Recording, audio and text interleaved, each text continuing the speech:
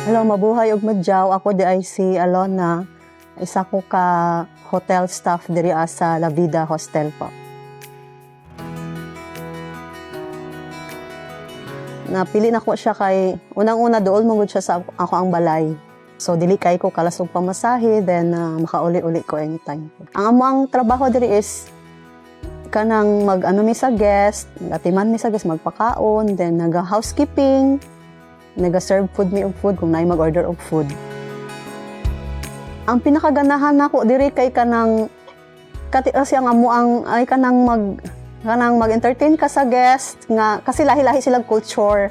So adlaw-adlaw daghan kog matun-an sa ilaha. Ako ang tibuok pamilya para pud sa ilaha po.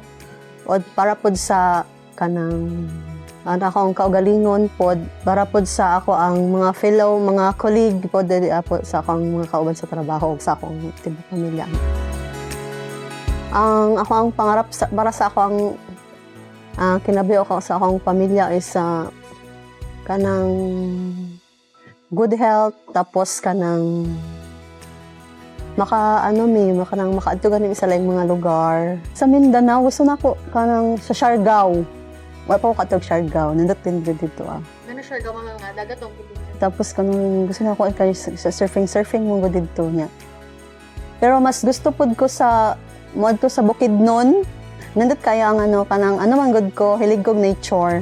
Kanang bugnaw kaayo, daghan kaayo kanang mga overlooking pud na mga bugnaw kayo ang dito. At ako lang gusto ipahibalo as hotel staff is kami number one jud priority jud namo among mga guest. Ang unang-una i-love jud namo among work para siyempre musulti ta na kanang para sa pamilya, para sa atong kinabuhi, para sa pamilya, pero dapat dili man gud nato dapat i-love jud nato ato ang work. At imanon nato atong mga guest, tapos adlaw-adlaw dapat na kay matun-an.